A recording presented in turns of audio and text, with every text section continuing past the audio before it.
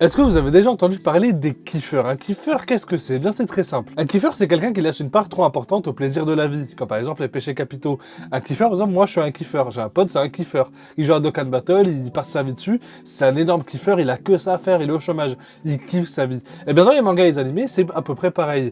On a plusieurs personnages d'animés qui sont littéralement des kiffeurs, c'est-à-dire qu'ils délaissent leur mission et qu'ils passent leur temps à kiffer. Et sans plus tarder, on va commencer la vidéo. C'est parti, let's go. Numéro 1, Beerus. Beerus est un jeu de la destruction de l'univers de Dragon Ball. Il nous a introduit pour la première fois dans le film Dragon Ball Z Battle of Gods qui est sorti en 2013. Et un jeu de la destruction, qu'est-ce que c'est? C'est un jeu qui est censé maintenir l'équilibre de la vie dans l'univers. Les Kaioshin créent la vie pour que les dieux de la destruction la détruisent ensuite. Celui-ci nous est présenté dans le film comme quelqu'un de fainéant et de gourmand. Le mec tape des siestes qui durent des milliers d'années et se réveille uniquement pour aller manger et détruire 2-3 planètes. On peut dire que c'est un mauvais dieu de la destruction qui n'en fait qu'à sa tête et peut même détruire des planètes importantes pour l'univers. En vrai, ce mec, il a aucun problème dans la vie. C'est littéralement le team le plus fort de son univers. Il peut tout détruire sur un coup de tête. Donc il cherche uniquement à se divertir et c'est pour ça qu'on le voit parcourir l'univers avec Whis pour aller trouver les planètes avec les meilleurs plats. Le mec, il a quand même failli péter la moitié de l'univers uniquement pour de la gelée. La gelée, c'est un truc de chien de base, genre. Tu peux pas donner ça à un chien.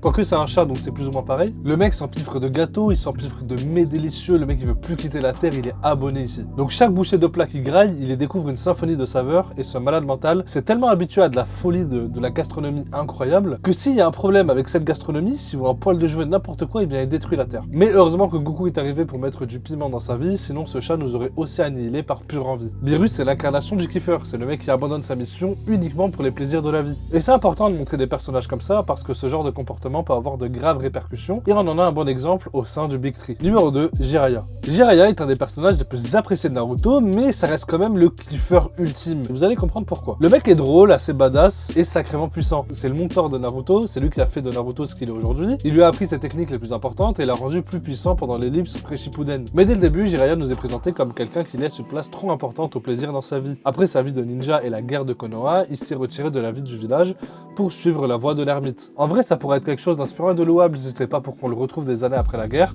en train d'observer des meufs et de les mater, uniquement pour écrire des livres érotiques. Jiraiya, c'est tellement un kiffer que la première fois quand il rencontre Naruto, il veut pas l'entraîner. Jiraiya s'est toujours battu les couilles justement de Naruto. Minato l'a laissé derrière lui, il pensait que Jiraiya allait s'occuper de lui, mais Jiraiya il s'en bat les couilles, lui tout ce qu'il veut voir c'est de la meuf, et c'est tout, ça s'arrête là. Et d'ailleurs tout le village s'en bat les couilles de Naruto. D'ailleurs le village aussi, c'est des putains de maxeurs et des kiffeurs. Les mecs s'en battent les couilles, ils voient un gamin, il est abandonné, le mec il bouffe des ramen tous les jours à 50 centimes, le mec il vit dans un trou à rats, c'est la vérité, il a pas de famille. Naruto, miskin, c'est un pauvre. Naruto il vote NFP, c'est la vérité. Donc du coup, le mec est tout seul, il est livré à lui-même, et la seule personne qui peut justement le recueillir, c'est le mec là qui partage des glaces. Comment il s'appelle là? Comment il s'appelle ce connard? Non, Ichiraku, c'est le mec qui fait les ramen. Bon, oui, le mec là qui a le... Bref, il y a un mec qui a une cicatrice, là, je sais pas comment il s'appelle.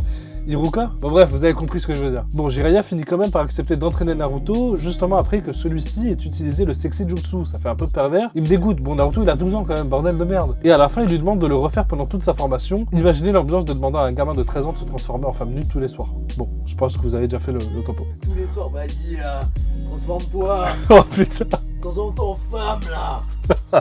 Quel enculé ce Jiraiya, sérieux. Faut se dire que Jiraiya c'est tellement un kiffer qu'il a refusé de diriger le village en devenant Hokage et il a pistonné une alcoolique accro au jeu d'argent pour le faire à sa place. D'ailleurs, faut aussi en parler de ça, le mec est tellement un kiffer qu'il a cru qu'il pouvait tabasser une organisation terreau. Mais frérot, ressaisis-toi gros, tu passes ton temps à boire de l'alcool et à taper des grenouilles. Bon, en vrai, toutes ces excentricités, c'est aussi pourquoi on aime le personnage et lui-même était conscient de ce qui n'allait pas chez lui. S'il a refusé de diriger Konoha, c'est justement parce qu'il savait que ses comportements étaient incompatibles avec une telle position. Jiraiya, elle est pour toi celle-là. Numéro 3, Kaido. On passe dans l'univers de One Piece et je suppose que celui-là, vous l'avez pas vu venir. En vrai, Kaido, c'est un fucking kiffer et je pense que vous commencez à faire le lien normalement. Alors on parle quand même d'un mec qui est costaud. Le mec qui vit ses journées comme s'il avait rien à faire. En vrai, c'est un putain de chômeur. Il a rien à faire en vrai. Prenons Kaido. Kaido, il est là. Qu'est-ce qu'il fait dans sa vie? Kaido est considéré comme un yonko et ce titre n'est pas là par hasard. À partir du moment où t'as ce titre honorifique, t'es littéralement au sommet de la glanderie. Kaido, c'est le genre de mec qui a pas de bouteille d'eau. Il a juste des jellycans d'alcool. En fait, c'est de l'eau de vie. Le mec, il est là, il boit, il rigole en même temps et il s'étouffe pas. Bref, déjà, moi, je trouve ça fou. En termes de kiffance, il se fait chier, c'est normal. À force de trop kiffer, bah, tu dois t'occuper. Et quelle est la meilleure manière de s'occuper que de se jeter dans le vide, littéralement de 500 mètres de haut? Bah ouais, le mec, il part littéralement sur une ligne céleste. Il se dit, tiens, vas-y, je vais me jeter et je vais voir si je meurs. Pourquoi pas? Alors en soi, c'est une sacrée occupation, hein, parce que de base, ce qu'il souhaitait, c'était mettre fin à ses jours, comme je vous ai dit. Mais le mec est tellement puissant et fort que ça ne lui a rien fait. Le mec, il en a marre. La kifferie lui a tout pris. C'est le kiffer ultime, Kaido. Il lui a pris son âme. Regardez, regardez-le. Le pire, c'est qu'en tombant de 500 mètres, en s'écrasant, il tombe sur des supernovas, comme par hasard.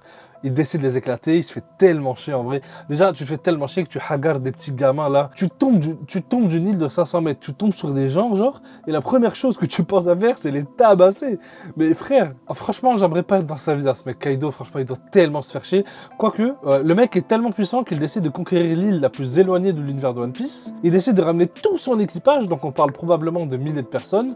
Les mecs, ils s'installent, ils prennent le canapé, ils prennent tous les vivres, ils appauvrissent et ils leur donnent une genre de maladie qui les oblige à rire au lieu de pleurer. Mais quel malade mental, ça c'est un délire de kiffeur. Faut être un sacré kiffeur pour faire ça. Genre t'en as tellement marre, t'es tellement pas satisfait de ta vie que tu décides de mettre tous les pauvres gens dans la merde et toi tu prends toutes leurs ressources pour te faire plaisir. Numéro 4, Toji. Dans JJK, on pense notamment à Gojo, mais il fait trop de trucs. Il s'occupe de ses élèves et aussi de protéger les gens. Mais quand on parle de kiffeur ultime dans JJK, on s'aperçoit vite que Toji est probablement le plus gros kiffeur de la série. Ce personnage est un cliché en lui-même. Il est sans emploi, il passe son temps à faire des paris sportifs sur tout et n'importe quoi pour essayer de gratter quelques euros. Toutes les fois où on le voit, il est soit assis sur une chaise, soit en train de se balader. Et kiffer en survêt. Je dirais même en Lacoste TN. Il mange des ramen dégueux à 50 centimes, il fait tomber le plat d'un vieux, mais ce mec on a strictement mais rien à foutre. Quand il sent que c'est la fin, il commence à se mettre sérieusement au boulot. Et son boulot n'est pas comme les autres vu qu'il est chasseur d'exorcistes. Son rôle en gros c'est d'aller tuer les personnes qui ont des primes sur leur tête. En tout cas des exorcistes. Dès qu'il réussit sa mission et qu'il encaisse la prime, il part directement au bureau de tabac, chercher un jeu à gratter,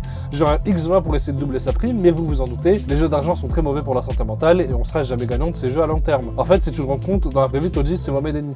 Il va au bureau de tabac, il pète un câble devant la buraliste. En termes de kiffeur, on n'a jamais atteint un level pareil. Je vous jure, c'est impressionnant. Numéro 5, All for One. Bon, déjà, tu vois sa gueule, tu te demandes comment il peut kiffer autant. On parle d'un mec qui possède probablement 500 haltères à lui tout seul, et tout ce qu'il veut, c'est avoir le One for All pour rouler sur tout le monde. Même s'il roule déjà sur tout le monde, ce malade mental. Alors oui, il s'est pris une drill par All Might, mais rien n'empêche qu'il a toujours un plan pour réussir à s'échapper. Je sais pas si vous avez remarqué, à chaque fois qu'il est en tôle, il est toujours là-bas, mais en fait, il possède lui, mais en fait, il a ça. Gros, on s'en sort plus, bordel. C'est plus possible. En vrai, ça me termine. Il est toujours là à attendre. Mais je sais pas, le mec a 500 haltères. Mais soigne-toi, mec. Ça se voit que t'étais pas bien. Genre, le mec, il est malade. Pourquoi tu te soignes pas avec tes 500 haltères? Je sais pas, première chose que je ferais, moi, c'est de devenir Bora. Ta tête de con, là. C'est même pas si t'as une tête. T'as pas de yeux, t'as pas de cheveux. T'es un hesse, toi. Bon, déjà, pour son propre plaisir, le mec, il a réussi à choper un gamin qui avait la haine. Il a réussi à l'élever et lui faire persuader que All Might, c'est le mal. Avec ça, il a ramené plusieurs partisans de cette façon de penser et ils travaillent tous pour lui maintenant. Donc le mec, il a juste à attendre que ses sbires fassent le tour du pays, voire du monde, pour s'emparer de toutes les bonnes choses que la société puisse offrir. Donc en fait, si tu te rends compte, c'est un giga kiffer. Donc en fait, il prend des sans-papiers, tu vois. Lui, il a déjà un compte Uber Eats. Tu vois où je veux en venir ou pas? Il a un compte Uber Eats, il prend des sans-papiers, il les fait travailler, il leur donne 20%. C'est littéralement la même chose. All for One, t'es un enculé et un putain de kiffer. Numéro 6, Hisoka. Bon, le kiffer par excellence reste quand même ce pro des cartes Hisoka. Et bien à son âge de 28 ans, je pense qu'il a adopté une manière de vivre et de penser assez simple. Chacun fait sa life en mode Alpha One. Et en soi, c'est vrai, lui, tout ce qu'il cherche, c'est quelqu'un qui puisse lui en mettre plein la vue, surtout si c'est un gosse. Il est de nature assez calme, hein, sans prise de tête, et il a toujours des cartes sur lui. Donc en gros, s'il y a Hajai qui doit s'envoyer au Uno, le mec il est là, il y a pas de problème. Ensuite, on a aussi le fait qu'il s'en fout un peu de son apparence. Il ressemble à un clown et personne lui dit rien. Et puis quand t'es un kiffer, tu peux pas avoir un passe-temps banal en vrai, tu vois. Le type, il utilise même pas sa licence de Hunter pour faire un maximum de thunes comme tout le monde. Le mec, il utilise ses capacités pour se taper contre des gens forts, mais à ta place, je serais multimilliardaire, mais pourquoi tu perds ton temps? C'est trop bizarre comme mec, il s'en casse. Je sais pas, frère, ressaisis-toi, toi aussi, ça le kiffer, va. Le mec est bizarre, il te bande aussi sur les enfants, et il me dégoûte un peu, parce que si ton but, en fait, Hisoka, c'est de taper des gens forts, tu sais que Gon, en grandissant, sera beaucoup plus fort que ce qu'il n'est maintenant. Donc en fait, il a une sorte d'obsession un peu dégueulasse, et il perd son objectif de vue. C'est pour ça que c'est un maxi kiffer en soi. Donc en fait, tu vois un gosse, et tu te lèches les babines. Oh cousin, ça va pas toi? C'est un personnage assez loufoque, hein. Le mec il perd la tête, durant toute la série nous explique sa technique de merde là de chewing-gum mes couilles. Est-ce que vous saviez que le bungee gum possède à la fois la propriété du caoutchouc et du chewing-gum? Merci à vous d'avoir regardé cette vidéo, j'espère que vous aura plu. On a vu ensemble les 6 méga kiffeurs. Si vous avez des kiffeurs en tête, n'hésitez pas à me le dire en commentaire. Quel est votre kiffeur préféré là dans la liste? Et puis sur ce, moi je vous dis à très bientôt pour une nouvelle vidéo, en tout cas à la semaine prochaine, je l'espère. Portez-vous bien, c'est très important, c'était Jonas. Ciao.